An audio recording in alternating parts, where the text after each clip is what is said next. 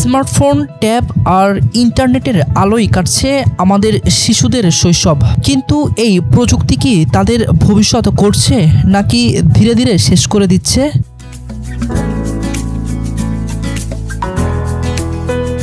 আসক্তি মানে শুধু বেশি ব্যবহার করা নয়। আসক্তি হলো এমন একটি অবস্থা যখন ফোন বা স্ক্রিন ছাড়া শিশু একদমই স্বাভাবিক থাকতে পারে না। কেড়ে নিলে কান্নাকাটি করে, খাওয়া দাওয়া, পড়াশোনা বা খেলার চেয়ে স্ক্রিনকেই বেশি জরুরি মনে করে।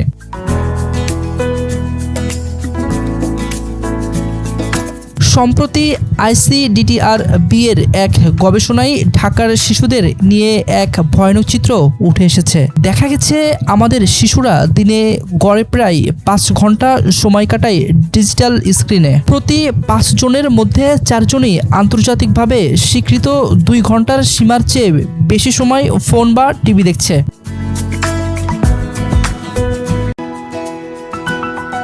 এর ফল কি হচ্ছে? 1/3 শিশু ভুগছে চোখের সমস্যায় আর 80% সঙ্গী হয়েছে ঘন ঘন মাথা ব্যথা। স্ক্রিনের নীল আলো কেড়ে নিচ্ছে রাতের ঘুম। 8 থেকে 10 ঘন্টা ঘুমের জায়গায় তারা ঘুমাচ্ছে মাত্র 7 ঘন্টার মতো। বাড়ছে স্থূলতা বা অতিরিক্ত ওজন। প্রতি 5 জনের মধ্যে 2 জন ভুগছে দুশ্চিন্তা ও আচরণগত সমস্যায়। মনোযোগ কমছে, নষ্ট হচ্ছে পরীক্ষার ফল। আরও ভয়ের ব্যাপার হলো সাইবার বুলিং ও ক্ষতিকর ওয়েবসাইটের ফাঁদে পড়ে অনেক শিশু মানসিক ভারসাম্য হারাচ্ছে।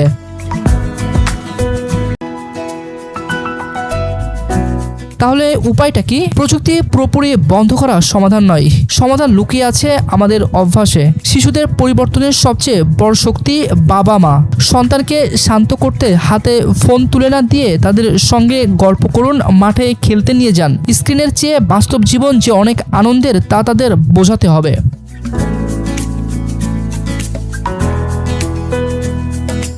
একই সাথে স্কুল, সমাজ আর সরকারকে এগিয়ে আসতে হবে ক্ষতিকর অনলাইন কন্টেন্ট বন্ধে। আসুন ডিভাইস নয়, আমাদের সন্তানদের আবার ফিরিয়ে দিই মুক্তঝরা শৈশবে।